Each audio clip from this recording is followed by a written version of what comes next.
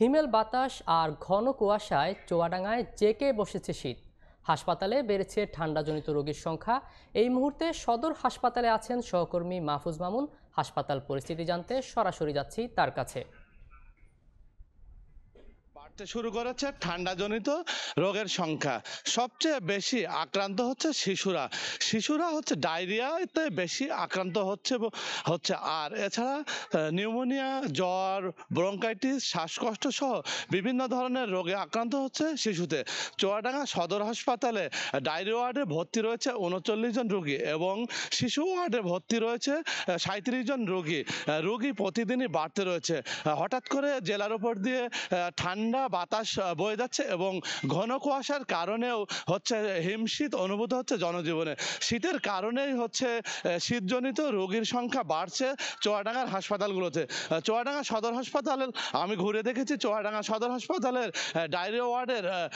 Diarrhoea word এবং শিশু ওয়ার্ডে শয্যার তুলনায় রোগী ভর্তি রয়েছে অনেক বেশি, যার ফলে চিকিৎসক এবং নার্সদের চিকিৎসা দিতে হিমশিম খেতে হচ্ছে।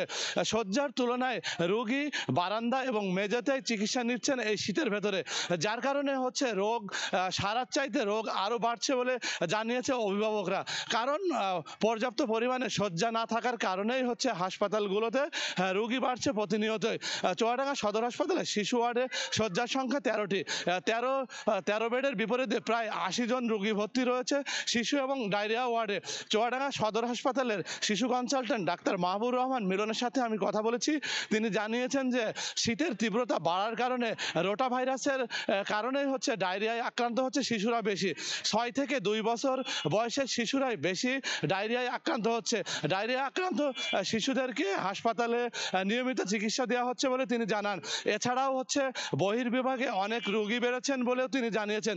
বহির্বিভাগে প্রতিদিন প্রায় ৪০০ থেকে ৫০০ রোগী চিকিৎসা নিচ্ছে, শিশু রোগীর সংখ্যাই বেশি। এছাড়াও বয়স্করাও চিকিৎসা নিচ্ছে চুয়াডাঙ্গা সদর হাসপাতালে। তারাও ঠান্ডাজনিত বিভিন্ন রোগে আক্রান্ত হচ্ছে।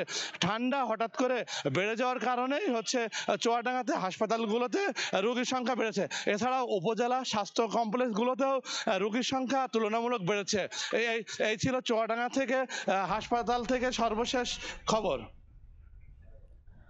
সরাসরি যুক্ত ছিলাম চুয়াডাঙ্গা সদর হাসপাতালে।